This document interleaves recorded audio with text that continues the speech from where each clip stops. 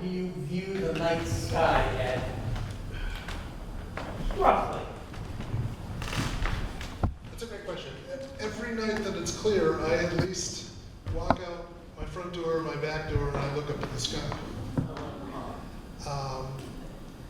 When we have periods for really good weather, I will do a little bit more than that. In the introduction, it was mentioned that I'm involved with the Ord Hill Natural Science Center, which is about an hour north of here in Cummington, Massachusetts. And the reason it's an hour north of here is because the streetlights kind of end about 45 minutes north of here. We have 100 acres in West Cummington, and we've got some antique telescopes up there. And I spend a reasonable amount of time up there with the club and doing public observing programs here in Springfield at the Springfield Science Museum and up in Cummington. So this weekend, for example, I'm going to be at Ord Hill for the whole weekend. It's a big full moon, which isn't my favorite time to look at stars, but it's supposed to be clear, so I'm excited to be training people on the new telecom. We have 3 generations of telescopes up there. We have a rollaway building that kind of looks like a giant outhouse, and inside that it is a telescope that was built in 1904, and it was the workhorse at Smith College for about 60 years. It's got a grandfather clock mechanism. You kind of wind up the weights. Turn the clutches, it'll track whatever you pointed at perfectly for about 45 minutes, and you have to crank the weights up again. And it's got a big 6-inch lens on it. And I'm going to talk about Henry Fitz of New York. One of Henry Fitz's disciples was a guy named John Brashear of Pittsburgh, Pennsylvania. John Brashear made that lens, and the Gertner Company made the mechanics of it. It's a wonderful telescope to use. It sounds, smells, and looks like what you think a telescope should be. And when it's all tuned up and lubricated and cleaned, and the night's not too cold for the lubricant we put on it, and it tracks beautifully, it's just wonderful. And it will deliver images just as good as any modern telescope. And if it's cold? When it starts to get below freezing, the greases tend to stiffen up a little bit, and it'll underdrive. So you'd be tracking a star, and the star, instead of being in the center of the field for 40 minutes, it slowly drifts to the west because the telescope doesn't keep up. We can actually, if we used it more, we could actually change greases to something that was a winter grease and a summer grease. We did that for a while, but as our membership has aged a little bit, no one really chooses to do that anymore. Our next generation of telescopes, with giant mirrors, not unlike Amasa Holcomb's telescopes. We keep in a shed. The biggest one is, we never use because it's too big, is 20 inches around. The one we use is 15 inches, and it's something one person or 2 people can set up. And it has the light gathering power. An adult eyeball is a 1/4 inch around. Imagine your eyeball were 15 inches around. It's gathering light, and you're seeing some pretty faint galaxies with that one. So that's our 20th century telescope.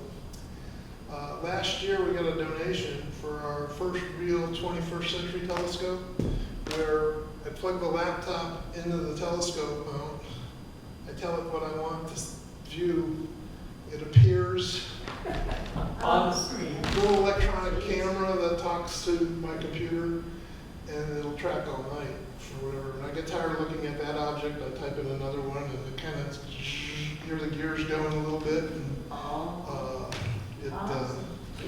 it works. So we got the 19th century telescope, the 20th century telescope, and our 21st century telescopes. I think I really love the 21st century one, and I use it. I take pictures. As a matter of fact, a couple pictures you see here I took through that. But the one that's still my favorite is that 19th century one. I mean, I just love being with kids on that one. because they instantly get it. It's what they think a telescope should be.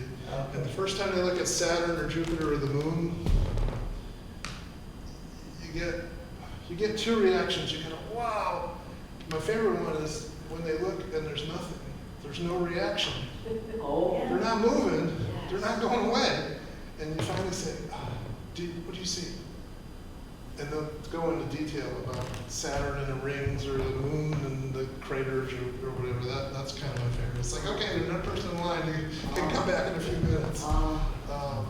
But that's over the hill. So that's a good question. So what do I do? And we kind of work till quarter after. So I guess I could start the program now. Is that reasonable?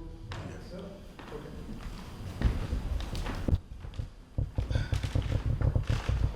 So Amasa Holcomb lived a long life. He lived to be nearly 88 years old in Southwick, Massachusetts. And he did a lot of things. Among them was becoming the first commercial telescope maker in North America.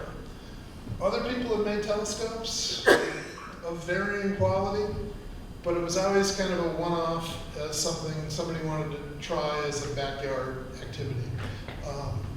I first heard of Amasa Holcomb in 1986. I was living in Houston, Texas. I grew up in Feeding Hills, but after college I moved to Texas and started my family down there. But our magazine of record for amateur astronomers is called Sky and Telescope, published here in Cambridge, Massachusetts.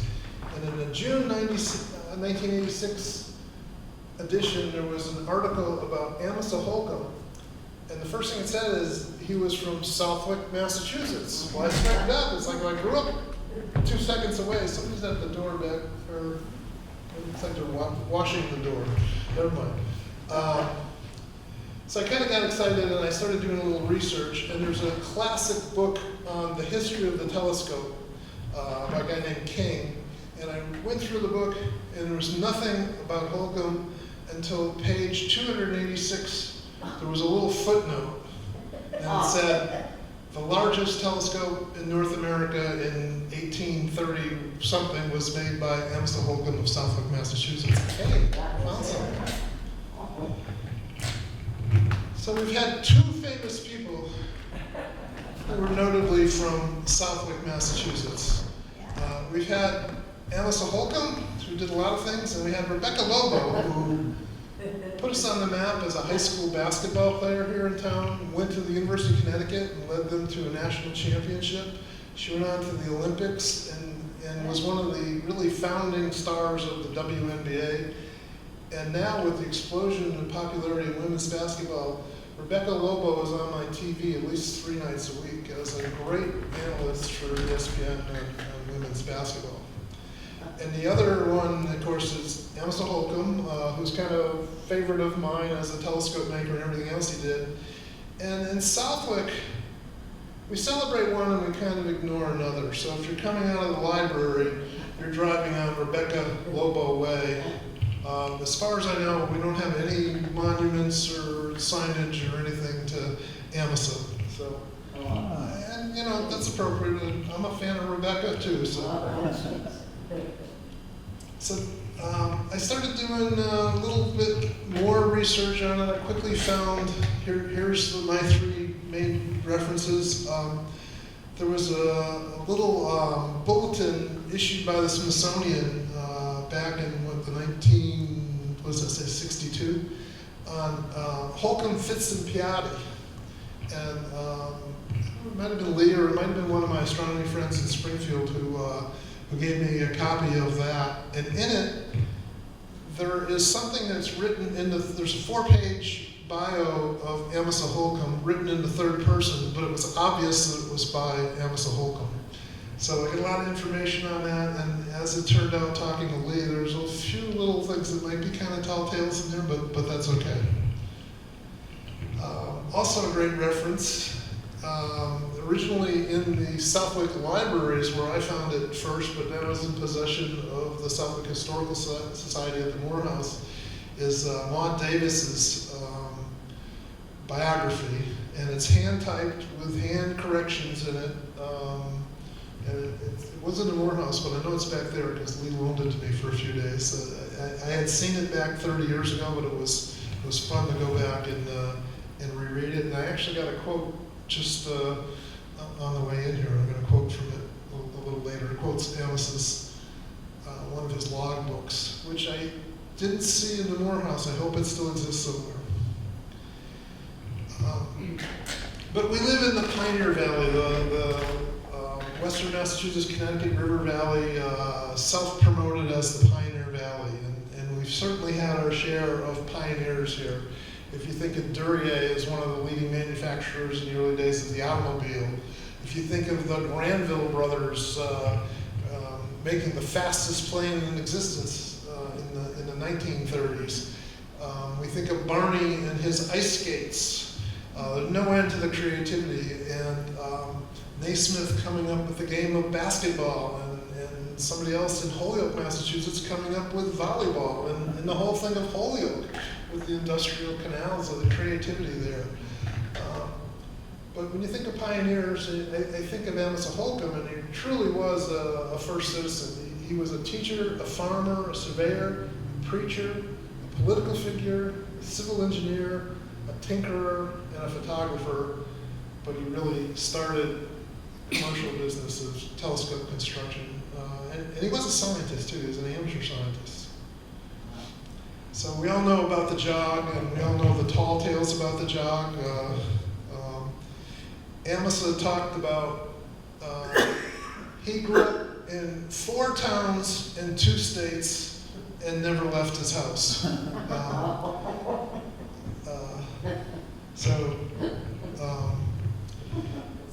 It had consequences. You know, Southwick and the jog were political football and kicked back and forth. It was part of Connecticut. It was part of Simsbury, Connecticut, then Granby, Connecticut, then Westfield, Massachusetts.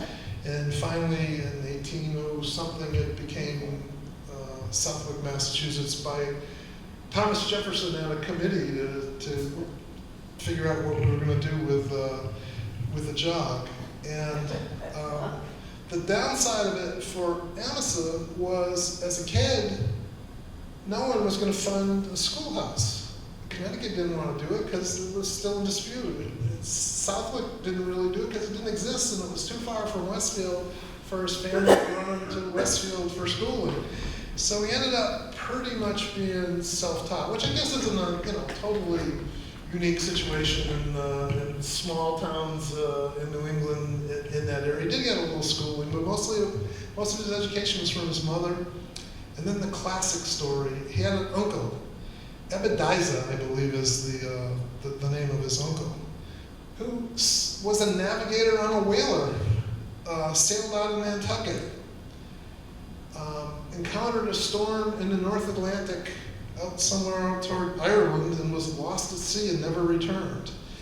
And Amasa inherited the books, and the books were the classics, astronomy, mathematics, basic sciences existed. And he tore into it. I mean, it was a revelation for him to have that kind of access to educational materials, and he tore into it. And the story is, by age 15, he was teaching mathematics to students, astronomy too, at the predecessor school, which now is Southwick Academy. Even though he was unschooled himself, at 15 he was teaching boys his age and older in mathematics and astronomy.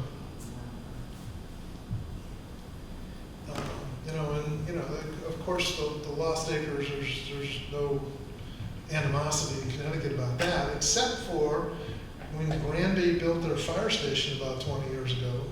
They named it the Lost Acres Fire Station. I heard conflicting stories, whether it was the Lost Acres here, or maybe there was some other story about some Lost Acres, some bad surveying in Granby and some local issue. But of course, there's no animosity today, except if you do a web search, you'll actually find a website that says, take back the notch, make Connecticut whole. And at first I thought, this is a great satire site, it's really funny. But in light of politics over the last 5 or 6 years, I'm not so sure. I hope it is. I hope they were joking. This was, thank you, Lee, for taking me on Fort Vining, one of Holcomb's birthplace, or one of the original family. One of the first houses that he bought. So Amasa was quite the real estate investor in town here, and that was a Holcomb house, and one of the few that hasn't burned down and still exists. So in 1806, there was a special event, astronomical, that happened, and he was a young kid, he was 18 or so, and if you see that blue double line there, that's the path of a total eclipse. Now, I don't know what you all were doing on April 8th of this year. I know what I was doing. Where were you? I was outside of the University of Indiana in Bloomington, Indiana, with my family, with a little robotic portable telescope to view the total eclipse. It's the third total eclipse and the fourth total or annular eclipse that I've seen. And they're remarkable and they're life-changing. I hope you got to see at least a partial from here. If anybody went up to Vermont and got involved in that huge traffic jam to see totality. I had friends tell me it took 14 hours to get home from Vermont. I asked them, were you on a bicycle? I think I got to Vermont quicker on a bicycle. But totality was mid-Vermont and up, and I guess 91 was down the one lane anyway for some poorly planned construction. And after the eclipse, I stayed in Indiana for a day and barbecued and drank champagne with my kids and my family. People who rushed home, I guess, just didn't go anywhere to celebrate. But anyway, from Southwick, Massachusetts, on June the 16th, the moon passed right in front of the sun. And for 4 minutes, it turned day into night. And Amasa was there and ready and recorded it and wrote about it. The stars came out, it literally turns day into night. And you see that beautiful pearly white corona. And it really does change lives. Once you see it, you're hooked. You're addicted to the corona forever. It's actually real proud. My daughter-in-law, when we were planning for this year's eclipse, where are we going to go? Well, maybe we'll go to Texas. The weather prospects were better in Texas. And my daughter-in-law is the one that said, no, we don't have enough time to get to Texas, but we can. My oldest son's in Chicago, my youngest son and his wife are in Boston. They said, well, let's meet in Indiana. It's kind of central for all of us. And they actually rented the Airbnb. So I'm very proud. And she saw the last one and was so inspired by it that she's the one that insisted we were going to go together. So Amasa saw this one, June 16th, 1806. And this is a little bit of what you see during totality. This is the last moment of totality when the sun is about to emerge. It's called the diamond ring. What I really love in that right, you get that little pink flame thing, the prominence. A little bit of the corona is still visible there, that outer atmosphere of the sun. But they are life-changing, and this was Amasa saw. And so he got inspired when the lunar eclipse of the following January was not predicted in Nehemiah Strong's almanac is not accurate. He failed to predict the January 4th, 1806 eclipse. So Amasa took it upon himself to write his own almanac, and he did for 2 years. He printed them up himself, and he sold them. I don't know how briskly they sold, but it sold enough that a few of them are still around. I got to go to the Yale Rare Book Library where the 1807 almanac is, 1807 almanac is. If you ever get to New Haven, the Beinecke Library is a great place. The Gutenberg Bibles and the little tourist area you can go into the first floor is worth it. And the story the undergraduates tell is the building is designed so that if there's any problems, the books survive, but the undergraduates all die. And I don't think that's true, but it's a double building. So inside the building is where the rare books are held, and it's climate controlled, and it's physically isolated from the outer shell of the building. And I believe what they're talking about is a halon system. Now, I worked on computers for many years, and it's not unusual for computer rooms to have halon systems. And what halon does is it displaces the oxygen, gets released like a sprinkler system, only instead of coming out water, it comes out halon, because you don't want to destroy the books or the computers. Displaces the oxygen. I think as an undergraduate, you probably have 2 or 3 minutes to get out safely before you asphyxiate. So it's only partially true. But I got to go in there. They made me wear the white gloves, and they wouldn't let me take pens or markers in or anything. They could say, okay, you can make pencil. And I knew it, so I brought in a pencil, and being kind of a wise guy, you know what a Big Chief tablet is? Anybody use those in kindergarten? Big Chief tablet is those little cheap notebooks that kindergartners use. Because I knew how to do pencil, I brought in my Big Chief tablet, so my notes are on a Big Chief tablet from that day. But it's been a great day there. You couldn't take cell phone pictures, they wouldn't allow that? This was 30 years ago, I'm not sure I had a Oh, my goodness, yeah. I don't think telephones had I cameras. just had a heart. Nowadays either. So this is 1808, and I love the you know, it's, if you know the Farmer's Almanac, you would recognize Holcomb's, you know, month by month until sunrise and sunset and all kinds of things like that, and bad jokes. But on the cover piece is a poem, I assume was written by Amasa Holcomb. Behold, the moon in clouded state is seen, and stars unnumbered wait around their queen. Ranged by their makers in just array, they march majestic through the ethereal way. Are these bright luminaries hung on high only to please with twinkling rays of our eye? Or rather may we count each star a sun, round which full-peopled worlds their courses run. Orb above orb, harmoniously they steer their various voyages through seas of air. Now this is 1808, and he's a 20-year-old amateur astronomer in the middle of nowhere, Southwick, Massachusetts. And he's contemplating that these stars maybe have planets like Earth, and maybe they're peopled. Maybe there's intelligent life on them. Not a lot of scientists were making that leap by that point. Now we know almost every star out there has planets, and you know, people can argue the math about how rare could life be and how could it evolve. But in 1808, we didn't know other stars had planets. We didn't know any other stars had planets. I think we were barely making the connection. Astronomers were just starting to make the connection that the sun is a star like any other star in the night sky. And here's this young kid in Southwick, Philosopher. speculating, yeah. Yep. I like the title he gave himself.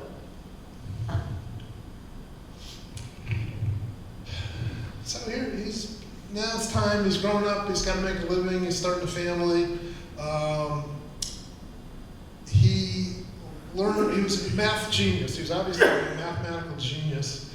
And there was demand in the growing hinterlands out here for surveyors and what we would now call civil engineers. And he had the math skills and the discipline to do that. But instruments were imported from England, and they were very expensive. The chains, the compasses, and especially the telescopes were expensive. But he was a mechanical genius, he was a mathematical genius. He was able to make his own brass works, make tools, make his own brass tools, chains, compasses, and he found he could grind the glass and actually make telescopes. And this is a surveyor's telescope. It's not an astronomical telescope, although you certainly could look at it, look at the moon through it. But it's really designed for surveying, and there's fine marks over on the left side on the wheel. And he soon had a reputation that, hey, this guy out in Southwick, Massachusetts can make tools. We don't have to go to England. We can make them cheaper in Southwick, Massachusetts. So from the Boston area, New York area, Hartford, New Haven, he had people lining up to do this. He actually loaded up either that telescope, which is now in the Smithsonian, or one like it, hauled it by ox cart down to New Haven, and had Professor Silliman give it a recommendation, and the optics were fine, and the mechanics were accurate enough for surveying purposes. So soon he was the map maker for the whole area here. This was his 1870, one of his later maps of Southwick. He has shown me one of his early maps of Southwick. Pretty detailed, pretty accurate, except there's a little mistake on over by Davis Road, where the road jogs to the left and it really jogs to the right. And the story was, he didn't make an error. He was protecting his copyright. So if anybody else made a map of Southwick and they had that in there, he had proof that they had. Wow. He did the same thing on the 1831 map of Southwick that he did for the town that was turned over to the Commonwealth of Massachusetts. Still survives in the state archives. And he flipped the shape of the Coes Hill Road with Mouse Hill Road, which was parallel and north. Mouse Hill Road was closed back in the 1890s. But he flipped them so that he would know, and guess what? The next map that was printed had his mistake in it. It didn't matter. The donkey carts, the donkeys knew, so they weren't affected by that. So he had a huge interest in astronomy and the natural world. Now he had some problems when he wanted to make telescopes. One is there was no local glass of the quality and size he needed for an astronomical telescope. Getting glass from Europe was slow and expensive, and the biggest problem was quality. If you were in England or France and you were going to make a telescope, you went to the glass manufacturer and they said, oh, here's an 8-inch chunk of glass, and you'd say, it's got bubbles, it's got flaws, I'm not taking that one, give me. Well, he was ordering stuff and waiting to see what he got, and then, what he got was probably the bottom of the barrel. So he wasn't happy about that. So he had a solution. He was going to fabricate his own. Okay? And the way to do that is you scribe out, using a compass into some kind of mold, a nice circle, a nice round area, and then you pour in a mixture of speculum metals. And the formula is 1 part tin, 2 parts copper, a touch of some other things, including arsenic. And you pour it into the mold, and you let it anneal, and you hope that it cures right, and then you polish it. You've got a mirror, essentially. One of the stories is one of his mentors was the Herschel family in England. And I know he had notes about it, so I'm not sure if he corresponded with them, or at least he was aware of their writings. And there's details about how the Herschels made their speculum mirrors. And they would take horse manure and hay, mix it well, let it dry, scribe out a circle of the appropriate depth, and when the horse manure and hay had dried thoroughly, you could pour the speculum metal into the mold, and you would get a nice round plate ready for a mirror that you could then polish. Now, Herschel doesn't write much about it, but his sister writes that the kitchen stunk for days after they made a speculum mirror. Problems though, the modern glass coated with aluminum reflects about 96% of the light that hits it. Maybe your bathroom mirror, maybe it only gets 80 or 85%, but a modern telescope mirror with aluminum coating is getting to 96. If you really want to upsell and go with the silver, you're getting about 99% reflectivity. The Webb Space Telescope uses gold, uses 2 atoms of gold to coat the mirror, 2 atoms thick gold to coat the mirror. And the advantage of aluminum and the silver and the gold is that they take a long time to tarnish. They do tarnish, silver certainly tarnishes, but it takes a long time. The speculum, the tin, copper, touch of arsenic, especially in the humidity of the Southwick summer, would start to tarnish within months. So you'd lose light. It only 60% reflectivity at the best, and you had to constantly be repolishing it out and try not to screw up the fine coating. One of the compromises he made, he used the Herschelian design, which I'll talk about, where instead of a little secondary mirror, it just reflected light back to an eyepiece, tilted eyepiece at the top, so you're looking down the tube. But I'll show that in a minute. Amasa's diary is filled with references to the natural world: weather, meteor showers, aurora, and animals. And there's a note on the diary that I hope we have access to sometime. On May 8th, 1836, splendid aurora, at 9:30 o'clock.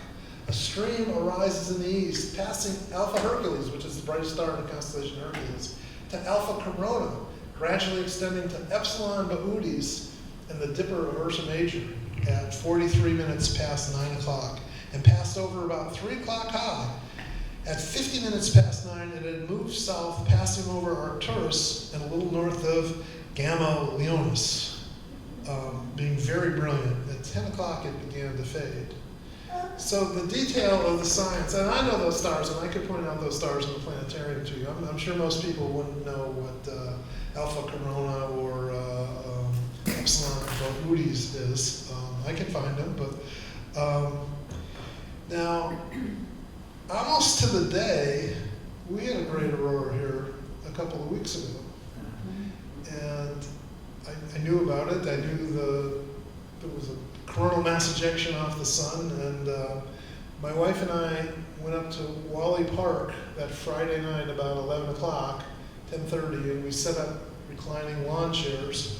And we saw, I didn't have the scientific discipline to start saying where this was, but we saw the dancing lights all over the sky, especially in the northwest. It was kind of cloudy in the northeast, but we saw a great aurora in the north and the northwest. And to see Holcomb's description of it, I kind of feel like I understand what the guy was doing. And then on October 18th of 1836, he also viewed one at daylight, and at sunrise essentially, with streams of red to light blood.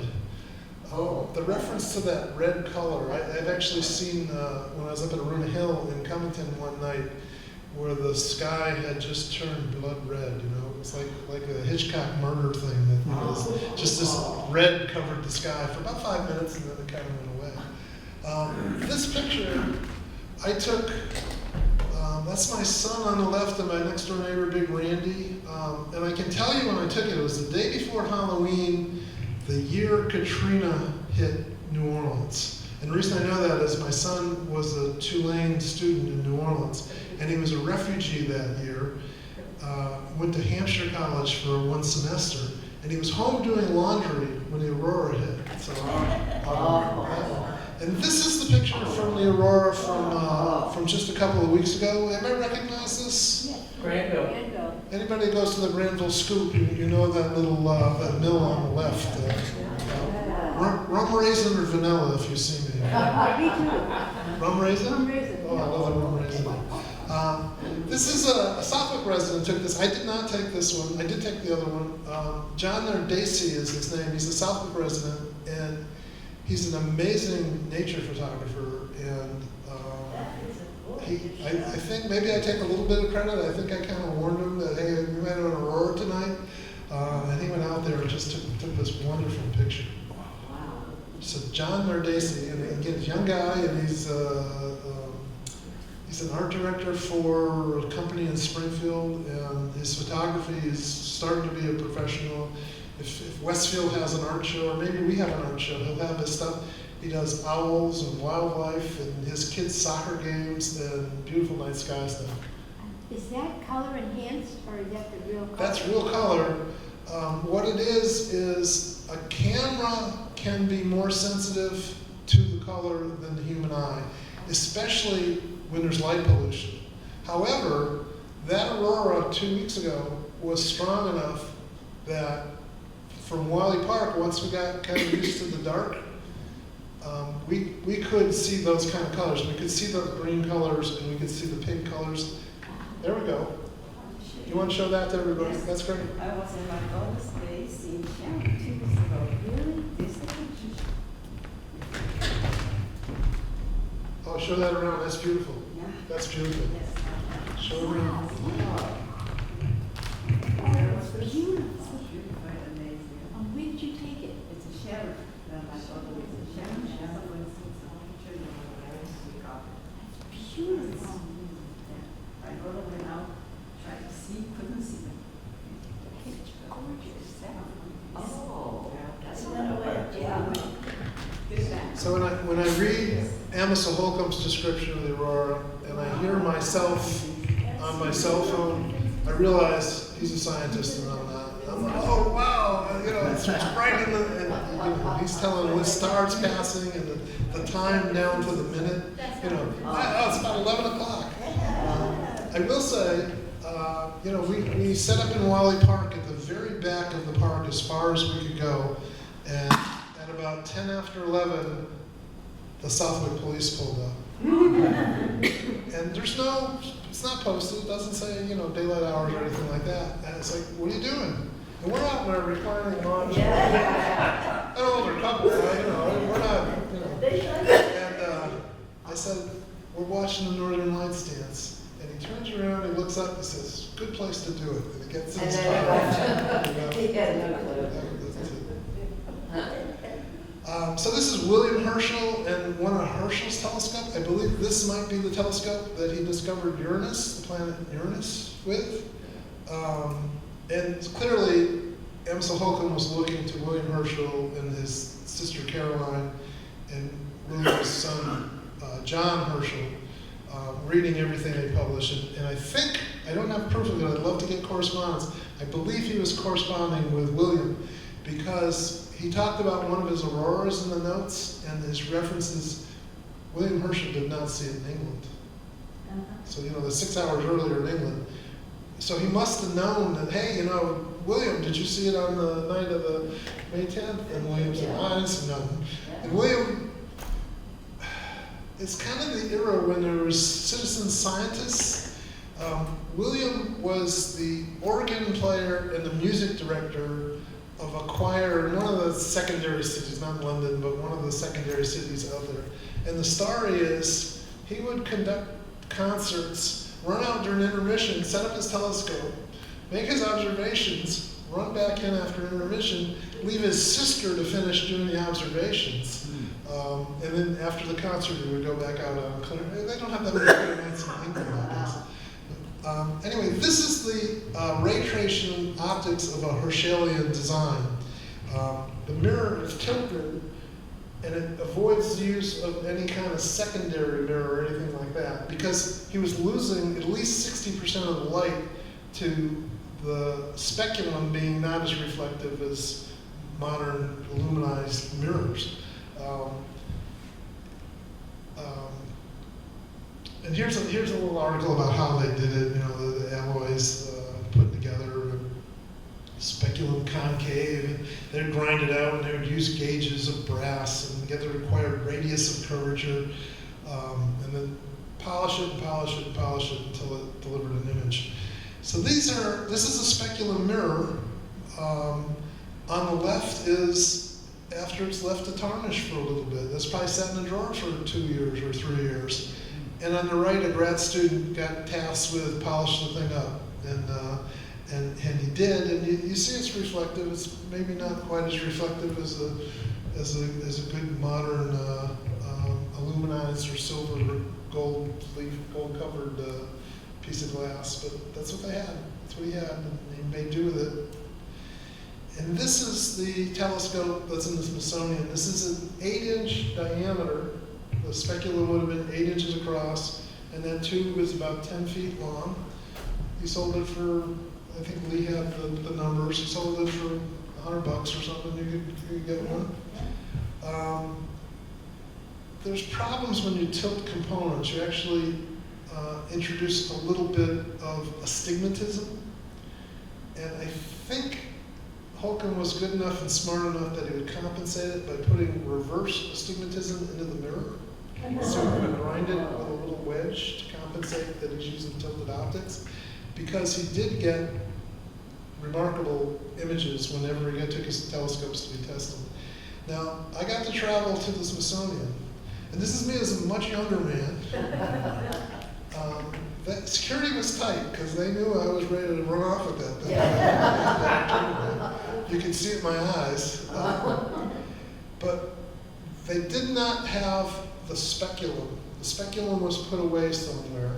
And I had made arrangements about a month before in writing that, that I'm going to come down. I'm interested. It was in storage. It wasn't on display.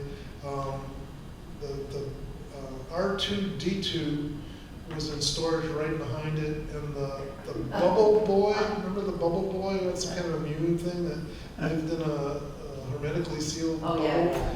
His bubble was the next cubicle over. Oh, my So I went to the God. basement of the Smithsonian for a few hours. That's larger than it looks in the picture. I'm sorry? That's larger than it looks in the picture. Well, it's The eight picture- inches in diameter and 10 feet long. And Yeah. the mechanics of it were wonderful. It was something I could set up and use tonight. I would have it going, I would have it pointed on the moon tonight, if it's clear here. I have the telescope. Yeah. This is the grad student they assigned me. It's surprisingly simple and solid, and they have little slope. You can see little ropes, little hemp ropes. There's slow motion controls where you can make fine adjustments, and you can track things just using that fine adjustments. There's actually a hook in a wheel at the bottom of the tube, and the tube itself makes one of the legs of the tripods. Just a wonderful, brilliant design. Just like I said, I felt like I could go out and use it that night. It was sold to prep schools, universities, and the general public. 3 times he made the largest telescope in North America. This 8-incher might have been one of them. At one point he made a 10-incher eventually. In the 1830s and to about 1845, he had the market to himself. By 1845, glass from Europe was starting to become available. Even American glass was being made on Cape Cod that was getting better. And other telescope makers entered the market, most notably Henry Fitz from New York, and later Alvin Clark of Ashfield, Massachusetts, who I'll talk about a little later. Is this the outhouse? I'm sorry? Is this the outhouse? No, this is our warming bed. This is a room ahead. And this is another not John or Daisy picture.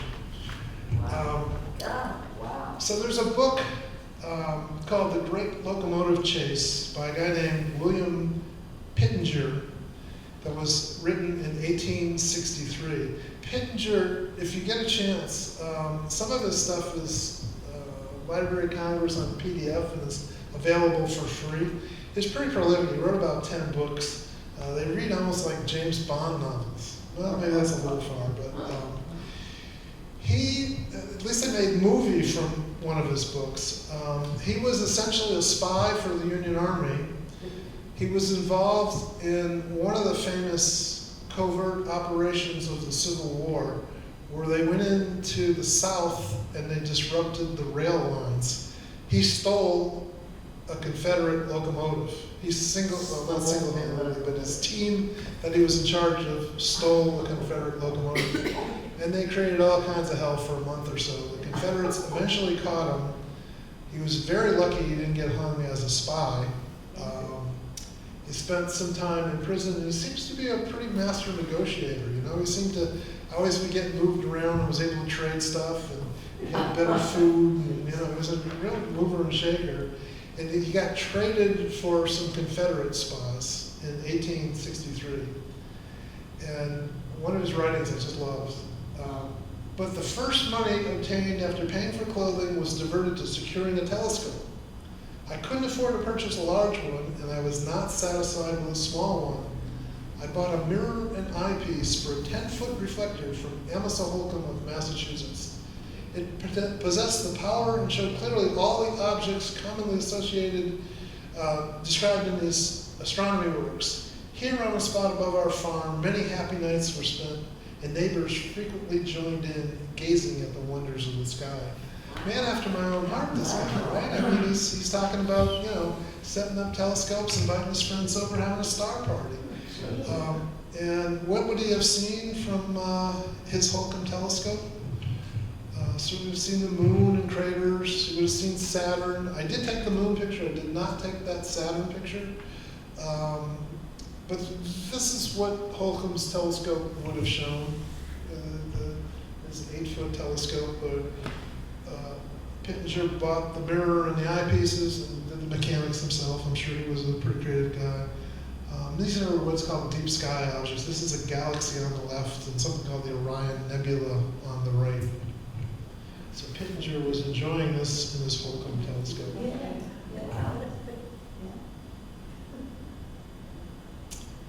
So he found in Edmond Davis's book, writing, that in 1833, Amasa sold an 8-inch Herschelian telescope to Williams College Observatory in Williamstown, Massachusetts. Now what's interesting is that observatory was the first professional observatory in the United States.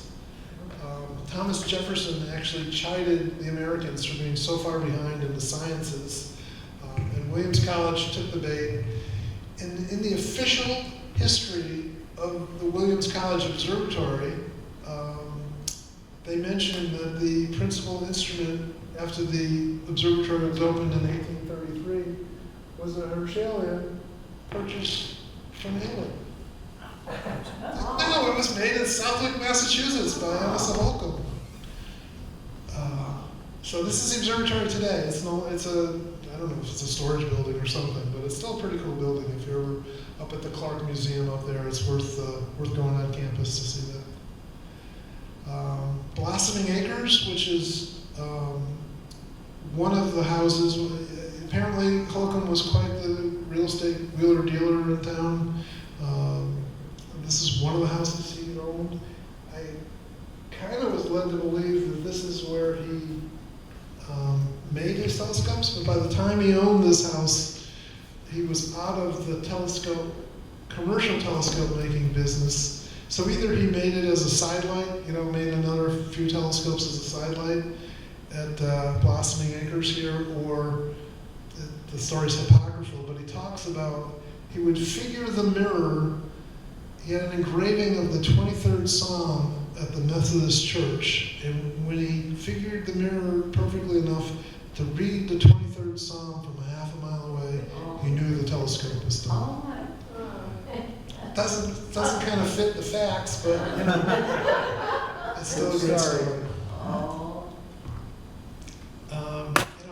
By 1845, Henry Fitz and others had entered the business, and Amasa had moved on to other things. His farm, civil engineering, teaching. He served several terms in the Massachusetts legislature. He was a trustee of Wesleyan College. He was also in demand as a circuit rider. What a circuit rider was, and he had about 20 churches from Northampton to Boston to Albany to New Haven, that Methodist churches, that he would be a guest, special guest lecturer there, and got an honorary doctorate from Wesleyan University. And Lee and I tried to read one of his sermons. I guess you would say it's obtuse by modern standards. Well, that particular sermon he found, and it's not in the right order, the way he bound it. So you're going back and forth and. See, I didn't even notice that. So.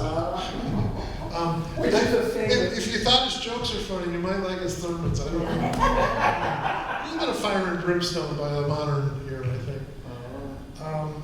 As many of you in the historical, society here know that there was a canal built right through town from New Haven to Northampton, within a half a mile of Amasa's farm. He was a prominent surveyor and civil engineer.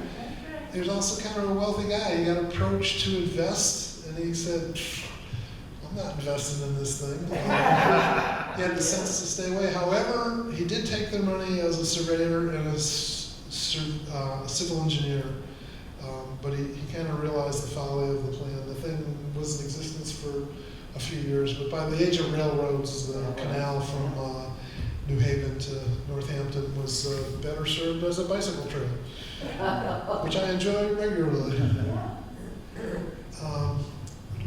There's the account book is at Morehouse. It's actually in the back right now, but it's at Morehouse. That's a copy. It's a copy of it, right, a copy of it. That's right. A very nice copy, by the way. So I get to flip through it. Amasa, he's had all these other things going. Well, he received money to clean and fix clocks. So, people would bring broken stuff to him, didn't matter. Amasa fixed it, gave it back to him, charged him pennies or, very small amounts of money, it seemed like. He was a justice of the peace. He did legal papers, a lot of real estate transactions, and he officiated many weddings. And there's one story that he was up in his tree in his orchards, tending to his fruit trees of some sort, and there was a young couple that urgently needed his attention to get married. So he descended out of the tree, he married them. You can figure out the reasons why, I'm not speculating. I don't know their life. Married them legally and then went back up to tending his trees. So, quite the guy. And I got my wife found this one, and we both got a big kick out of this the other night. He was well into his 80s, and he had a transaction for $5. He bought an Edward Carter state-of-the-art washing machine. So this was the guy that was born in the just after the Revolutionary War, and he lived well past the Civil War into this modern era. And he bought a washing machine. Edward Carter, I looked up, he held most of the patents on washing machines in that era, in the 1870s. And the instructions, not exactly a modern convenience, I think. This is just partial. Fill the tub 2/3 or 3/4 full of scalding water. Put soap enough to make strong suds. Put but a few articles in the tub at the time. Soak the soiled parts thoroughly. To rinse, pass the articles 2 or 3 times between the rollers. And then it goes on to say, if you have aprons, you can fold down the edges and do 6 at a time. Real modern technology. But I like the fact that, later in his life, he was still embracing technology. He was still, pushing the limits. I'm sure he was still making gadgets and, who knows, maybe improving his washing machine. That's his gravestone. So at age 87, he passed. His first almanac, the 1808 almanac, he had a little sonnet, and I thought it was appropriate when I think about his passing. 2 easy things will satisfy mankind, an easy fortune and an easy mind. But one thing that gives a man content is a good conscience from a life well spent. It really was a wonderful life, and he saw a huge transition in America and then Southwick. Southwick was hinterlands that nobody wanted, and by the end of his life, he was making pretty good money on real estate transactions, so doing pretty well for himself. And the Westfield newspapers at the Athenaeum on microfilm, I got to read his obituary, and it's pretty poignant. On Saturday evening, Amasa Holcomb, age 87, was found dead in the road not far from his residence. He had but a few moments before left the house of a neighbor in his usual health. Evidently, he was aware his death was approaching, had laid down quietly in the snow, and died without a struggle. Mr. H. was formerly and for many years a Methodist preacher. Of late, he has given his attention to scientific study, particularly the study of astronomy. He was one of the older inhabitants, a man of marked intelligence and considerable wealth. Wow, very nice. He's buried in a cemetery, in our cemetery, in the old part of the cemetery that he designed, he surveyed, he laid out. I guess it was a family cemetery over on North Vining, and they all moved to the new cemetery back then. So he was a telescope maker, and we like to think of great discoveries made with telescopes, or people that went on to fame using a Holcomb telescope. Didn't happen. No records of anybody doing anything fantastic other than Rittinger, taking his farm, being post-traumatic prisoner of war after the Civil War, enjoying it. But one thing that Holcomb did influence is this guy. This is Alvin Clark of Ashfield, Massachusetts. Now, he was a portrait painter, and he would travel from Ashfield, Northampton up to Vermont, and he would come down the College Highway, and he would drop in on Amasa Holcomb, and they would talk about things, about technology.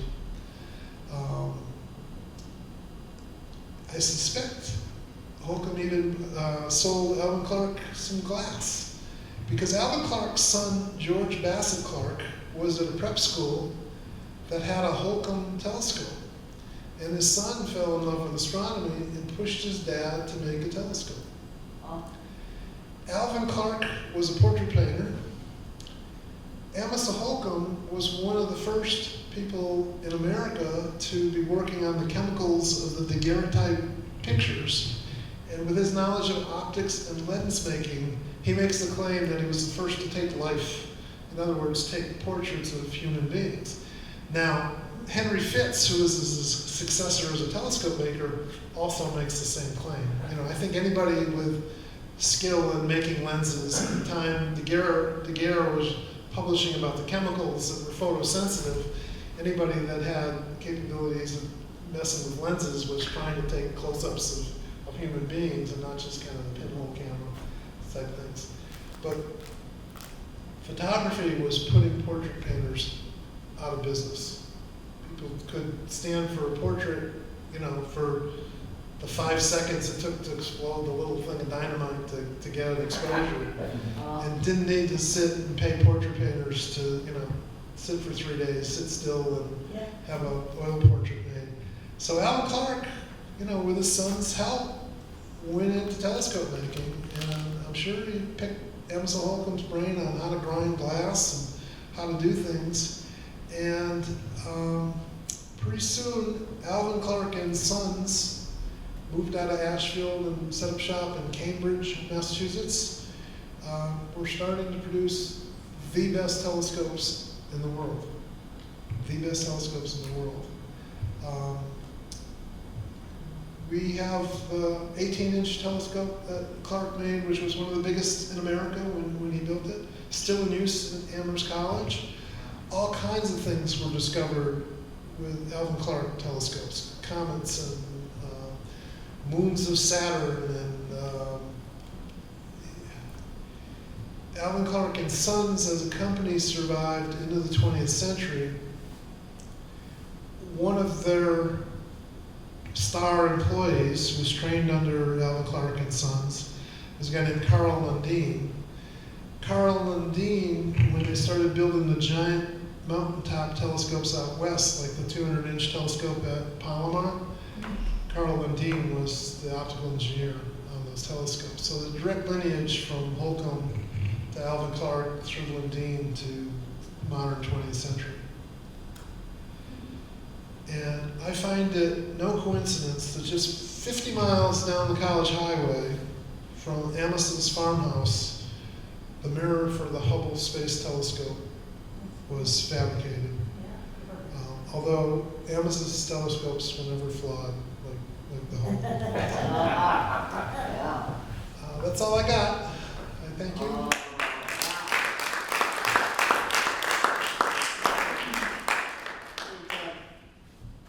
Amasa have any children that even followed in? Oh, sure, there are Holcombs still in the Southwick, Westfield area. I And didn't, Granby, all over Granby. yeah, That's I right. didn't mention it. His first wife, he's married twice. His first wife, Kendall Joette, passed away. I think they had 8 kids. Many of them survived to adulthood. But did any of them go into the things? None of them followed him into astronomy. One of them became a successful civil engineer and surveyor, moved to Springfield, Westfield.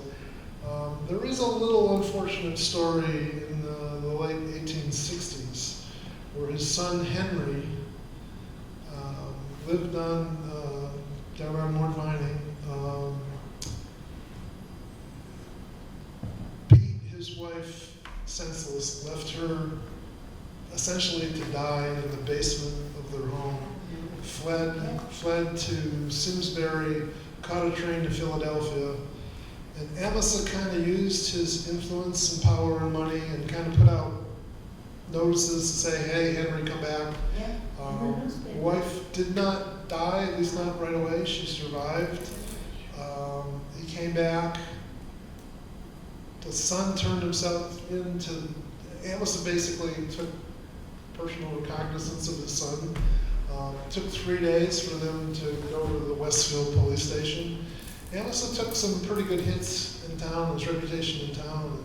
A lot of townspeople felt he was abusing his wealth and his money to try to keep his son out of trouble. His son pled to a lesser charge, survived, so it wasn't murder.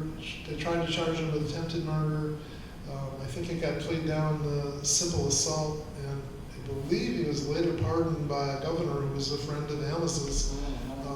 Pardoned, so he returned to full rights as a citizen. And I think he lived, the wife ended up going to the asylum in Northampton.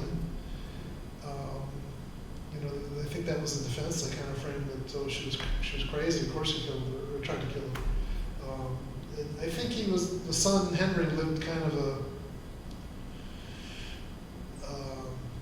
solitary life after that. I think he kept a pretty low profile. He was kind of excommunicated from the Methodist Church in town. He'd been the choir master and heavily involved in the church.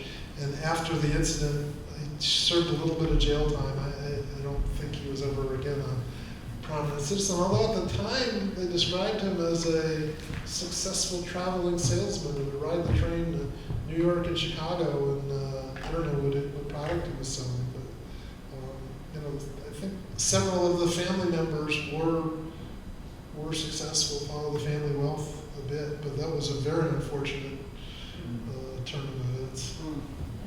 Good question. Yeah, I can add a story about Amasa Holcomb, and that is that in the 1840s was the first time the Commonwealth of Massachusetts tried to put together a survey of the entire state based upon a trigonometric survey. And so every single town had certain sites that were used as buried, I'm going to say. And his house on Mort Vining Road was one of those, and his name is beside the house, and it is the only individual named in the entire state of Massachusetts. So I think the person that put this map together, who was the state surveyor or civil engineer, Henry F. Wallen, was tipping the hat to Amasa Holcomb.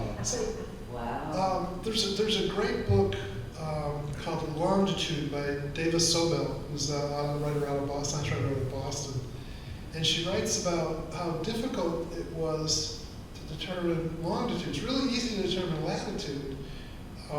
You can kind of look at the North Star over a couple of nights, and the North Star kind of sits in the same spot, measure how high it is above the horizon on average over a few nights, and you can tell your latitude pretty precisely. There's no great way of determining your longitude like that. So you need kind of a careful reference point in a time. The clocks weren't accurate enough to be able to tell how far west of London you were, like Greenwich Mean Time you were. So one of the ways they solved that was the astronomers in England at the Greenwich Observatory would publish the tables of when Jupiter moons would eclipse each other or pass behind Jupiter. And if you knew what time that happened locally, and you could look at the table of when it had occurred at Greenwich, the astronomers at Greenwich, you could tell your longitude exactly. So some of the early writings of Holcomb, I see that he's talking about eclipses of the moons of Jupiter with his telescope. So he probably had the first, before there were trigonometry, he was probably the base point, because he knew exactly on one writing, Wow. you know, what his longitude and his latitude was. So yeah, I mean, when you think of all the things he did, each one kind of stands on its own as a major accomplishment. In the Methodist Church in the 19th century, he was a big guy. He was getting honorary degrees and founding Wesleyan College in Middletown. And it was popular enough to make a living as a circuit rider. His surveying and civil engineering was top-notch. He was getting work wherever he wanted it. Boston, Hartford, New Haven, Springfield, Westfield, out of little Southwick, Massachusetts. You know, and certainly what he did with astronomy, you know, his telescope making and whatever other manufacturing he was doing, he was renowned. The only thing he's got to work on is his joke telling.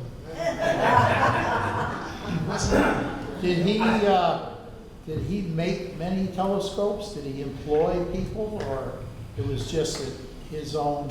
That's a good question. There's not any detailed writings I've ever seen about it. It seemed like he was very hands-on on the lenses. And because he was a brass guy, you know, he worked in brass on his instruments, I think he did it pretty much himself. I don't think he contracted. There were hundreds of telescopes. I think Lee used at 30-something was a... They estimate, in 1890, there was a newspaper article printed that said that he made about 30 in his lifetime. I would guess that number is a little bit low, given that the prep schools and the colleges in New England bought them, and they're talking about selling stuff in Sandwich Island and selling telescope parts to, you know, Civil War survivors, Pittenger. So maybe it was finished telescopes, but he sold some mirrors and eyepieces. I don't doubt that one bit. Yeah, that would be great information. It's just, I don't think it's just available. And he certainly, when he did his 4-page biography that got published in the Smithsonian, he didn't really state that. Really, the Maud Davis art history is where the first time I saw it, like, he sold here this one to this, and it was this big. And that was just limited to like 6 or 8 telescopes. Okay, well, it's 8:15. I thank you all for your great audience here.